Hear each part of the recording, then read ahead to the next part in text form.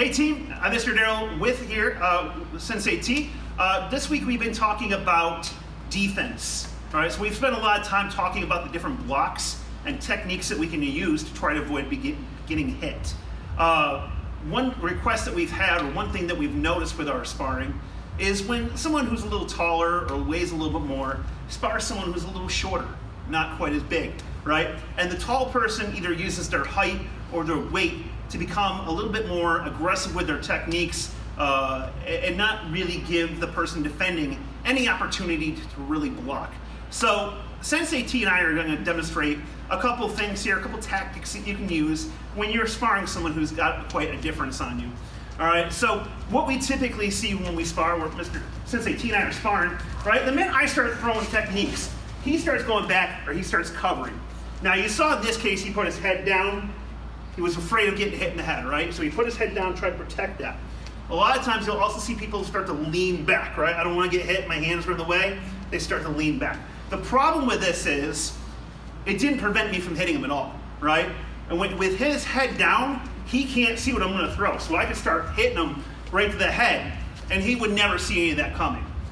Same thing if he leans back, right? Now, not only is he in a terrible position to defend himself, but if he were to strike, try to throw a punch from there. It's going to come nowhere near me, right?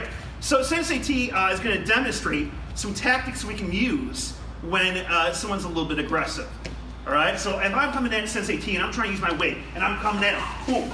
You see what he did is he used the angle. He went to my back side, created an angle to get an opening, right? So he used his movement to get away from me. Now that's if I'm kind of coming at him, with punches. Let's say I come at him with a kick, all right? So I come at him, kick, boom. Same thing. You saw what happened was he took that back angle. Now he tried to scoop my leg, which is great, all right? We want you to use those blocks. We've been talking about it all week. Think about how you're going to counter. He tried to use that scoop block, went to my back side, to the back shoulder, worked the ribs or the head, all right? All this is what we see when we have aggressive spars, is a lot of times the aggressor is going to drop their hands, all right? So if I'm coming at Sensei T, I'm going to start, boom, I'm going to come at him like so, right? That's going to leave something open. A lot of times we ignore that because we're so worried about defending that we don't see the opening. So what we're going to focus on is not only working the back angles, but keeping a good stance, right? So I want to try to avoid leaning back or leaning forward. I'm going to keep a good stance. So that way, if I'm coming at him with my different techniques, right?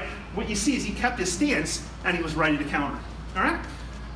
That is something we can use if we're sparring someone who is a little bit taller, a little bit bigger. Try that next time you spar, and we look forward to seeing you on the mats.